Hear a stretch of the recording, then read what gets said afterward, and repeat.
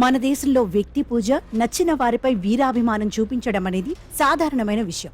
రాజకీయ నాయకులు, క్రికెటర్లపై అయితే వీరాభిమానం ప్రదర్శిస్తుంటారు అభిమానులు. సినీ తారల విషయంలో ఇది ఇంకాస్త ఎక్కువగా ఉంటుంది.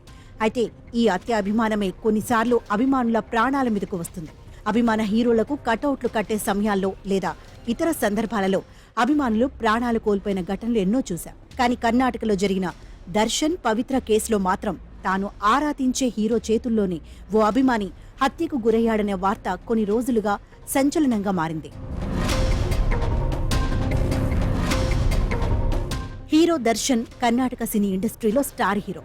కన్నడలో ఆయనకు పెద్ద సంఖ్యలో అభిమానులున్నారు. అయితే హీరో దర్శన్ గత కొంతకాలంగా తన భార్యకు దూరంగా ఉంటున్నాడు. అదే సమయంలో కన్నడ నటి పవిత్ర గౌడతో సహజీవనం చేస్తున్నాడు. ఈ విషయం బయటపడటంతో తమ హీరో పేరు ప్రతిష్టలు దెబ్బతింటున్నాయని రేణుకాస్వామి అనే అభిమాని ఆవేదన చెందాడు. తమ హీరోని వదిలేయాలని పవిత్రకు సోషల్ మీడియాలో పోస్టులు పెడుతూ వచ్చాడు. నకిలీ ఇన్స్టాగ్రామ్ ఖాతా సృష్టించి పవిత్రకు అసభ్యకరమైన మెసేజ్లు పంపి వేధించేవాడు. ఈ విషయాన్ని పవిత్ర దర్శన్ దృష్టికి తీసుకువెళ్లింది. దీంతో కోపంతో ఊగిపోయిన దర్శన్ రేణుకాస్వామిని హతమార్చడానికి ప్లాన్ చేసి కామాక్షిపాలెంలో హత్య చేశారు. ఈ హత్యకు సంబంధించి 4 నిందితులు నిజాన్ని అంగీకరించినట్లు సమాచారం.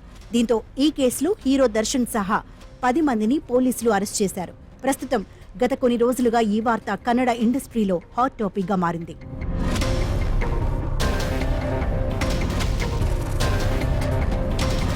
అయితే ఈ కేసు విచారణలో దిగ్భ్రాంతికర విషయాలు బయటపడుతున్నాయి. తన ప్రియురాల్ని వేధిస్తున్న రేణుకాస్వామిని హతమార్చడానికి దర్శన్ తన అభిమానులనే ఉపయోగించుకున్నాడు. తన ఫ్యాన్స్ క్లబ్ కు చెందిన రాఘవేంద్ర, కార్తీక్, కేశవమూర్తిని ఈ హత్య కోసం సంప్రదించాడు. అభిమాన హీరోని తమ వద్దకు వచ్చి సాయం అడగటంతో వారు కూడా దానికి ఆనందంగా ఒప్పుకున్నారు. దీంతో సుపారీ కింద దర్శన్ తొలుత వారికి 5 లక్షలు ఇచ్చాడు. తన పేరు బయటకు రాకూడదని, వారు అరెస్ట్ అయితే అవసరమైన లీగల్ ఖర్చులు కూడా భరిస్తారని చెప్పాడు.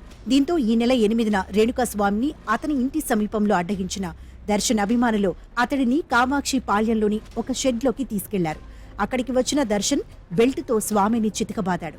తర్వాత దర్శన్ అభిమానులు కూడా అతన్ని విపరీతంగా కొట్టడంతో స్వామి మరణించాడు. దీంతో ఈ విషయాన్ని నిందితులు దర్శన్కు తెలియచేసి పరిస్థితిని చక్కదిద్దడానికి మరో 25 లక్షలు తీసుకున్నారు.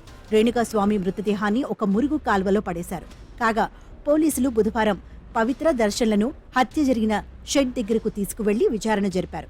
అభిమాన హీరో చేతిలోని వీరాభిమాని హతమవ్వడం అనేది కన్నడ నాట పెను సంచలనంగా మారింది.